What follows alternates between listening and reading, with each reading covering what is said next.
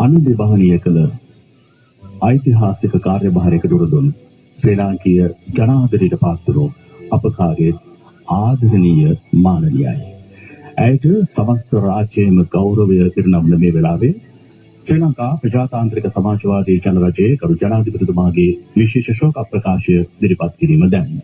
ඒ සඳහා ආරාධනා කරනවා ශ්‍රී ලංකා ප්‍රජාතාන්ත්‍රික සමාජවාදී ජනරජයේ ගරු අග්‍රාමාත්‍ය ආචාර්ය හරිනි අමරසූරිය මැතිණියනි ඔබතුමියට.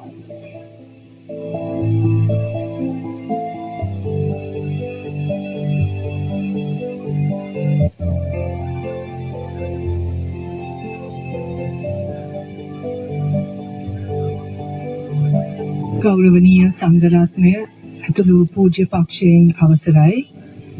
මාලිනී ෆොන්සේකා මහත්මියගේ පවුලේ සමාජිකයන්, විපක්ෂ නායක සජිත් ප්‍රේමදාස මැතිතුමා ඇතුළු සියලුම මැති ඇමතිවරුන්, ඒ වගේම මාලිනී ෆොන්සේකාට ආදරය කරපු සියලුම සිනමා ලෝලීන් දානයක් වූ නිලි රැජින නම් වදනින් සම්මානිත ආචාර්ය මාලිනී ෆොන්සේකා මහත්මිය දැන් සමුගන්නා මේ සංවේගජනක අවස්ථාවේ මගේ ආචාර්ය ඇයට පුද කිරීමට ඔබෙන් අවසර පතමි.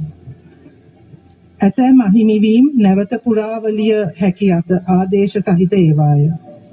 ඇතැම් මේවා දුෂ්කරය. එමෙන්ම ඇතැම් මේවා යලිත් කිසි දිනක සම්පූර්ණ කළ නොහැකි ඒවාය. සමුගත් නිලි රැජිනගෙන් හිස් වූ අසුන ශ්‍රී ලංකා සිනමා ක්ෂේත්‍රයේ සදාකාලික හිස්තැනක් වනු ඇත.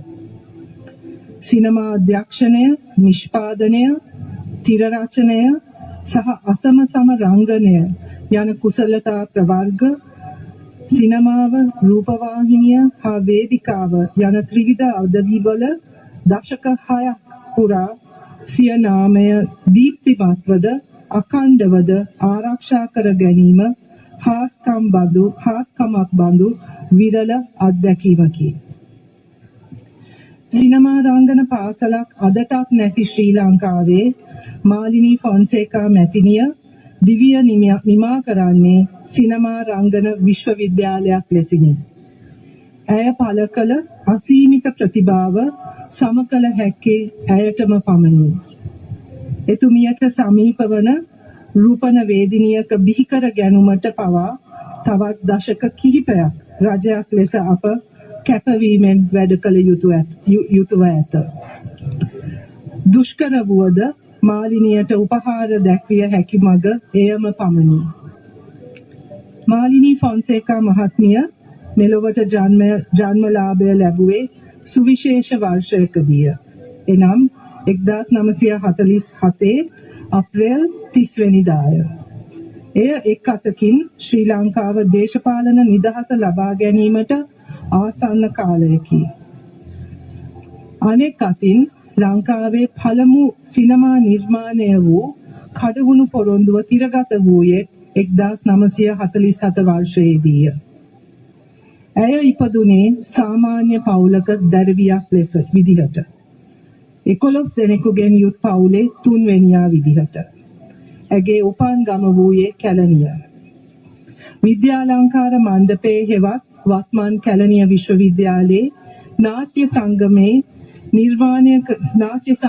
නිර්මාණය කරන ලද නොරත රත නාට්‍ය ඇගේ පළමු වේදිකා නාට්‍ය විය. එවකට ඇගේ වයස අවුරුදු 16ක් විය. 1965 අවුරුද්දේ අකල් වැස්ස නාට්‍ය රංගපෑමෙන් ඇය හොඳම නිලියට හිමි සම්මානය දිනාගත්තාය. මේ නාට්‍යයේ ඇගේ රංගනය දැක තිස්ස ලියනසූරිය මහතා සහ ජෝ අබේ වික්‍රම මහතා විසින් ඉදිරියේදී නිර්මාණය කිරීමට නියමිත වුණු සිය චිත්‍රපටයේ ප්‍රධාන නිලිය ලෙස ඇය තෝරා ගනු ලැබීය. මාලිනීගේ පළමු සිනමා නිර්මාණය වන පුංචි බබා 1968 වසරේදී නිර්මාණය කළ තිස්ස ලියනසූරිය මහතාද මේ ශෝකාකූල අවස්ථාවේ අප සමග සිටින බව විශේෂයෙන් සඳහන් කරමි.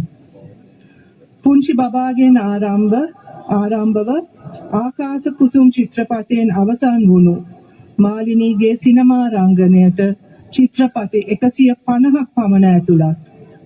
මේ සඳහා ඇය ගත කළ කාලය මෙරට සිනමා කර්මාන්තයේ ස්වභාවය මෙන්ම ලාංකීය සමාජයේ ගැහැණියෙක් කෙරෙහි බලපාන බොහෝ සාධක සමග බලද්දී ඇය ලබාගත් මේ තත්වය විස්මයකි. සිනමා ලෝකයේ ප්‍රකට ධාරාවන් 3ක් ඇත. ජනප්‍රිය සිනමාව, සිනමා රූපී සිනමාව හා කලාත්මක සිනමාව යන ඒ ත්‍රිත්වයයි.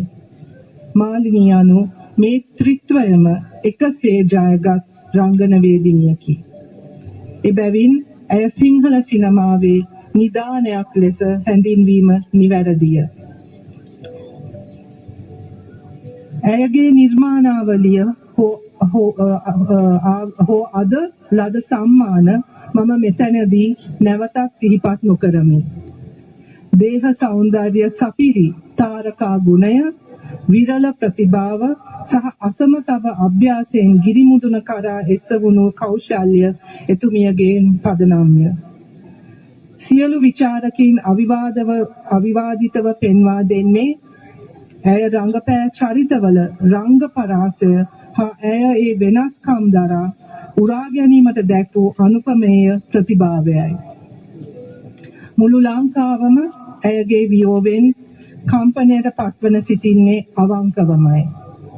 ඇය ලබාගත් ජයග්‍රහණ සියල්ල මාලිනී ලද පෞද්ගලික ජයග්‍රහණ නොව ලාංකිකයන් වශයෙන් අප සැම ලද ජයග්‍රහණ වේ.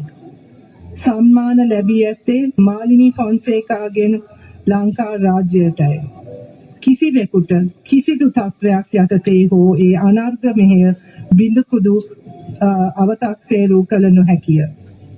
ඇය දැයෙන් සමුගන්නේ ලක් රජයද ලක් දෑද අනුස්මරණීය කරවාගෙනය. ලාංකීය ඉතිහාසයේ විශිෂ්ට අමරණීය චරිතයක් බවට පත්වෙමිනි. ඇය නොමියන මතකයකි.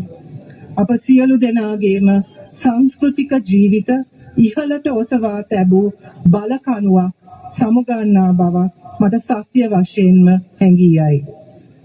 අපි ඇයට දැයේ ප්‍රණාමය මෙන්ම ඇගේ ආගමික විශ්වාස මත ප්‍රාර්ථනා කළ හැකි ඉහළම විමුක්තියක් ප්‍රාර්ථනා කරමු.